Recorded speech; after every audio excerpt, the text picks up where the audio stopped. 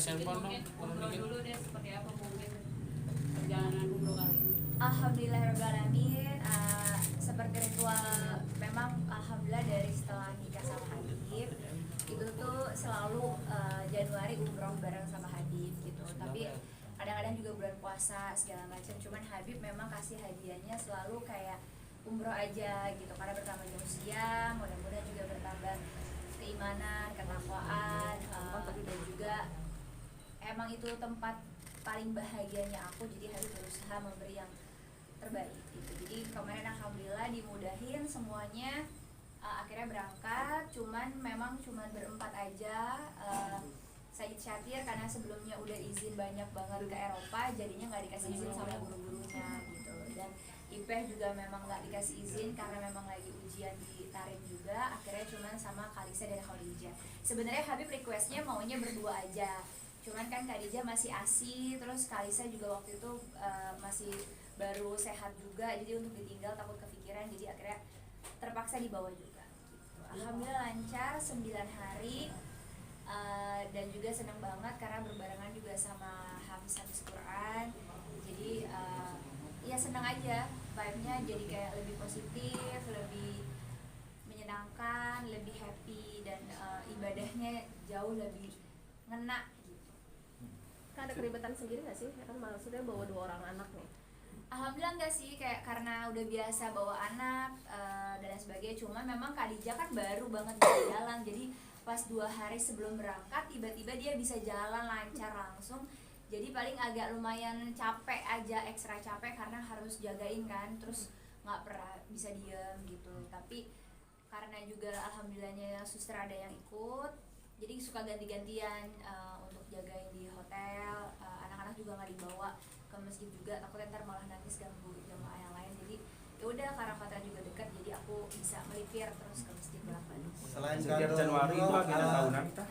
Di setiap Januari itu berarti wajib bagi untuk Insya Allah, iya harapannya doa kita tuh memang minimal setahun sekali ke sana, khususnya di bulan Januari Habib yang pilih gitu. Memang enak juga udaranya kan, antara dinginnya sudah mau selesai, nggak dingin-dingin banget tapi juga nggak panas-panas banget gitu. Dan kebetulan ya dimudahin ya alhamdulillah. Ada perbedaan mungkin Kak umroh yang kemarin Kak? Yang kali ini nih lebih apa ya, lebih padat banget juga, terus lebih ya kita fullin banget, benar-benar nikmatiin banget. Dan alhamdulillah juga lagi bulan Rajab juga, jadi kayak masya Allah sih semangatnya juga tinggi-tingginya banget, jadi seneng banget. Apalagi kita ngelihat para Hafiz Quran juga yang semangatnya luar biasa segala macam, jadi ngebakar kita juga yang masih banyak kurangnya, jadi kayak kepingin lebih lagi dan lebih lagi. Dan alhamdulillah kayak sekarang kan masuk ke Raudhah nggak kayak beberapa tahun yang lalu kan. Kalau beberapa tahun lalu pada saat jam-jamnya buka pagi kita antre insya Allah bisa masuk. Kalau sekarang tuh ada yang namanya harus tasreh atau pakai nusuk gitu. Nah ini yang challengingnya juga, karena meskipun kita punya tasreh, kadang-kadang tasrehnya itu nggak bisa di barcode juga gitu. Jadi alhamdulillah, tapi ya tetap usaha, ikhtiar, dan alhamdulillah bisa 2 kali ke Raudhah gitu. Dan umrohnya juga lancar alhamdulillah, jadi kayak seneng aja sih, seneng banget. Jadi punya challenge baru, makin rame di sana, makin padat, tapi kitanya jadi makin semangat, makin khusyuk gitu. Dan pastinya setiap tahun memang Habib selalu ngajarin kalau umroh tuh tetap harus ada adab, akhlak. Jadi kalau umroh lagi umroh, Habib tuh kayak paling melarang banget untuk kita pegang handphone, atau bahkan kan banyak yang live tuh sambil umroh pakai ihram atau mungkin sambil apa segala macam. Habib ngajarin aku untuk cuma 3 jam 4 jam kok ritual umroh yang sebenarnya gitu. Jadi fokus berdoa, fokus ngejalaninnya, fokus ke akhirat dulu aja. Kalau untuk mau foto-foto ya nanti setelah umrohnya kan bisa balik lagi untuk tawaf yang biasa aja atau tawaf wada gitu. Jadi ya itu tadi kayak seperti biasa. Terus juga sama kayak Habib juga karena situasinya penuh banget dan ramai banget, yaitu kalau Habib bilang nggak usah maksain ke tempat-tempat multajam, apalagi khususnya buat perempuan, malah karena banyak mudorotnya, takutnya bersentuhan sama yang bukan mahramnya, berdesak-desakan, bahkan ada yang sampai jilbabnya kebuka, bahkan apalagi disayangin gitu kan, banyak orang yang maksa untuk bisa sentuh Ka'bah tapi ujung-ujungnya untuk bikin konten itu yang disedihin. Makanya Habib bilang kayak karena statusnya public figure jadi bisa mencontohkan yang baik, yang positif gitu. Jadi aku juga ya nggak maksain juga, apalagi kan sekarang banyak orang yang maksain perempuan untuk cium hajar aswad di kondisi yang penuh ramai berdesakan dengan laki-laki.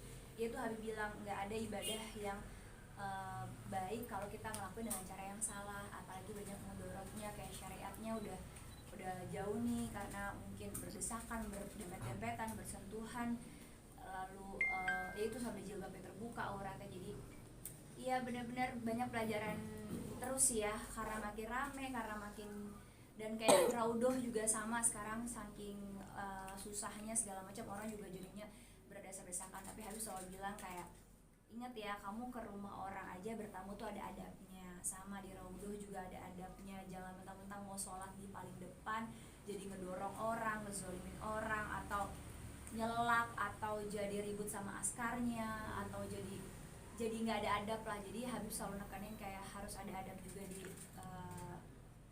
rumahnya Allah dan juga di rumahnya Rasulullah gitu. Selain kado umroh, ada kado apa lagi sih dari Habib? Adalah tanda kasih sayang aja, biar cukup kami berdua yang tahu. Kak Put, ini kan juga berbarengan dengan kamu sempat dihujat netizen. Nah, itu mengganggu proses umroh Mas? Alhamdulillahirabbil alamin ya, sama sekali enggak.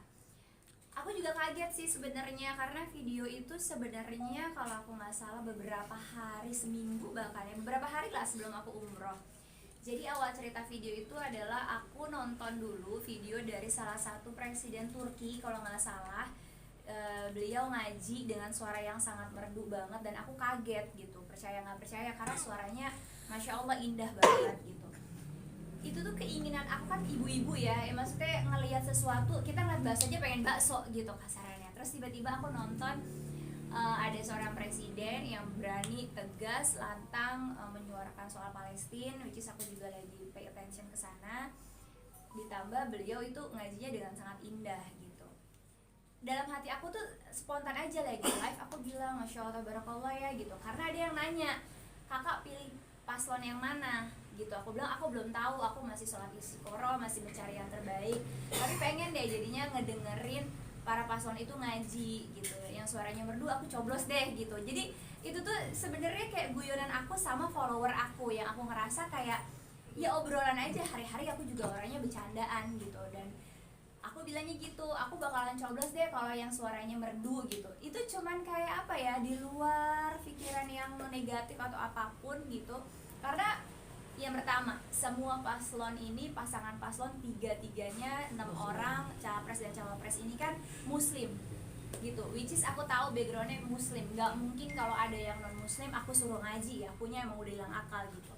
Karena aku tahu ketiga pasang paslon ini muslim, ya gak ada salah dong kalau seandainya aku bilang, dan aku yakin juga pasti beliau-beliau bisa ngaji gitu. Secara kita di Indonesia nih dari kecil aja kita udah disuruh ngaji sama orang tua kita gitu. Jadi menurut aku itu hal yang lumrah banget. Dan yang kedua, tidak sama sekali ada maksud negatif ke paslon yang mana atau siapa-siapa, dan aku juga belum tahu sampai hari ini mau pilih yang mana gitu. Makanya aku kaget gitu pas ngeliat komentarnya, kok di luar ekspektasi aku gitu. Pertama, menurut aku yang fakir ilmu ini, aku ngomong gitu kan gak ada lari dari mana-mana konteksnya gitu. Pertama, kecuali nih belum ada paslonnya, terus tiba-tiba aku bilang yang bisa ngaji, berarti kan aku menutup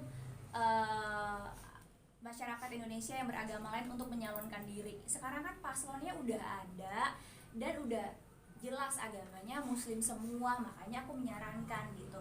Dan lucunya lagi yang aku denger ya, banyak yang nge-react video-video aku, yang justru yang bulan-bulan itu tuh bikin aku ketawa, karena buat aku nggak open minded. Mereka berkomentar kayak kok presiden kayak mau cari MTQ, harus suaranya bagus dan lain sebagainya. Buat aku kan itu nilai plus pada saat pandangan aku, karena aku baru melihat sesuatu gitu. Ya pastinya background ketiga paslon ini menurut aku sudah berbobot semua, makanya hari ini mereka bertiga, para pasangan paslon ini bisa terpilih. Secara politik pasti mereka udah pada expert, secara pengalaman apalagi, secara apa ya, memenuhi syarat syarat lah untuk menjadi capres dan cawapres. Dan aku kan cuman untuk memutuskan karena masya Allah semua tiga-tiganya pasangan paslon ini, makanya aku bilang coba deh mutusinnya dari baik suara ngaji gitu. Itu sebenarnya spontanitas yang gak ada maksud apa-apa gitu. Jadi kalau orang bilang kok dikait-kaitin sih sama agama, kan Pancasila kita kan sila pertamanya ketuhanan yang Maha Esa, which is semua masyarakat Indonesia wajib memeluk keyakinan atau memiliki suatu keyakinan yang sudah diakui di negara kita. Dan ya buat aku pasti ada kaitannya gitu. Dan juga kan kita tahu kalau kita nanti terpilih siapa presidennya, toh juga akan disumpahnya sama Al-Quran kalau orang muslim. Masa disumpah sama Al-Quran tapi kita suruh ngaji terus jadi kayak sesuatu yang mengerikan banget. Itu yang buat aku juga kayak masih introspeksi diri gitu, aku tuh salahnya di mana gitu. Merdu dalam konteks kan bukan berarti harus kayak gimana ya, maksudnya yang ya karena ya aku bingung aja sih, jujur sampai hari ini aku masih agak-agak bingung gitu. Apalagi yang nge-react, menurut aku kebanyakan orang-orang yang belum paham tentang indahnya ngaji, nikmatnya mendengarkan lantunan Al-Quran. Dan yang kedua juga aku merasa yang berkomentar juga pas aku sempat juga aku klik gitu ya, karena dikirim sama orang-orang dekat gitu, tiba-tiba oh yang komentar juga orang yang maaf gitu, belum paham yang namanya kodrat aja belum paham gitu. Jadi kayak ya udah aku cuman nggak nanggepin serius, nggak masukin ke dalam hati, cuman kayak lebih masih terus menggali gitu. Jangan sampai aku bikin sesuatu yang nggak bikin orang lain happy gitu. Cuman ya itu aja sih, nggak nyangka aja komentarnya di luar ekspektasi aku, yang seperti aku ngelakuin suatu kesalahan padahal banyak banget public figure lainnya yang secara frontal nyebutin nama paslon yang lain, ngebela paslon yang ini, ngejatuhin paslon yang itu yang lebih kacau dan parah gitu. Sedangkan aku sampai hari ini nggak sebutin dan nggak sama sekali belum tahu mau pilih siapa, dukung siapa. Dan alhamdulillah aku nggak punya masalah, nggak punya kebencian, nggak punya pikiran yang hati yang kotor, pikiran yang kotor. Justru aku ini alhamdulillah banget pada saat di Raudhoh, wallahu alam datangnya dari mana, keingetan pas masuk Raudhoh itu aku justru berdoa sama Allah kayak ya Allah, mudah-mudahan kelak pemimpin Indonesia dipegang oleh pemimpin yang amanah, pemimpin yang adil, pemimpin yang bijaksana seperti Rasulullah, seperti Sayyidina Ali, seperti sahabat Rasul Umar bin Khattab, Abu Bakar As-Siddiq gitu. Aku tuh berdoa yang positif banget, dan itu siapapun pemimpinnya aku doain hal yang sama. Jadi bukan untuk pemimpin A, B, C, aku aja nggak tahu mau dukung yang mana gitu. Jadi doa aku tuh emang benar-benar untuk seluruh pemimpinnya gitu. Itu aja sih. Jadi agak lumayan bingung, sedihnya ada. Jujur hari terakhir tuh sedihnya ada ketika foto-foto lama aku dimunculin gitu. Itu yang buat aku kayak ini nih aku salahnya ke arah mana sih, ngebuat tersinggung yang mana sih, karena apa sih gitu, kok sampai foto lama aku dibongkar lagi.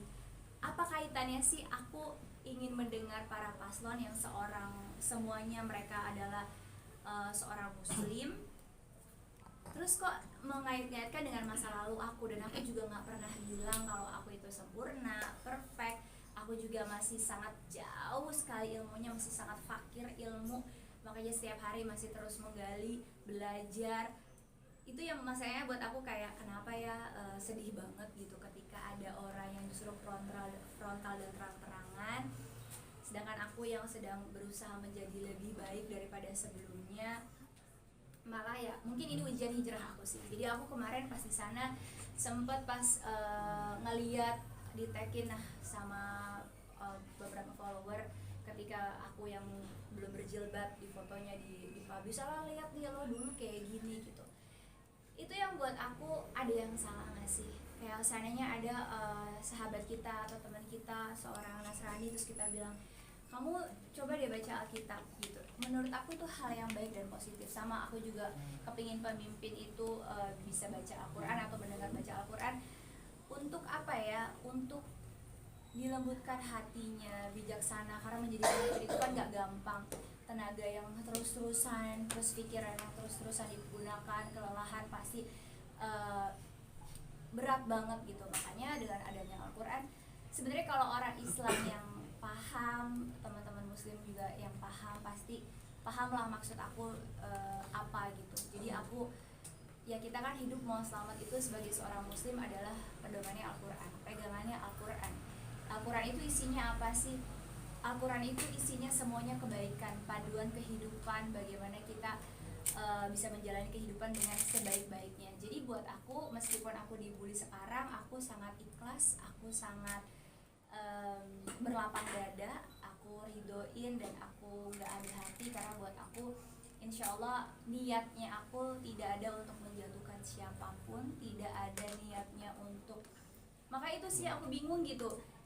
Kadang-kadang aku pengen nanya sama yang ngebully, kalian pendukung paslon yang mana sih gitu, salahnya di mana gitu. Dan ini pun video aku tuh belum direaksiin oleh para paslon juga gitu, kecuali video ini ngebuat resah para paslon. Enggak, menurut aku semua paslon pasti ketawa-tawa aja gitu, senang-senang aja gitu, karena mereka juga semua orang Muslim. Makanya yang bikin aku bingung tuh kenapa sih gitu, itu aja sih, kayak sedihnya di situ aja. Cuman ya itulah media sosial gitu. Jadi aku lebih nggak mau stres gara-gara orang yang aku kenal, orang-orang yang nggak ngerti maksud dan hati aku. Aku jadi nggak bisa jadi istri yang baik, aku nggak bisa ngejalanin hari-hari menjadi ibu yang baik. Jadi aku tetap mau fokus sama keluarga, tapi sambil mengintrospeksi diri untuk kedepannya biar tidak membuat gundah gulana para pengguna media sosial gitu. Kalau tanggapan kamu?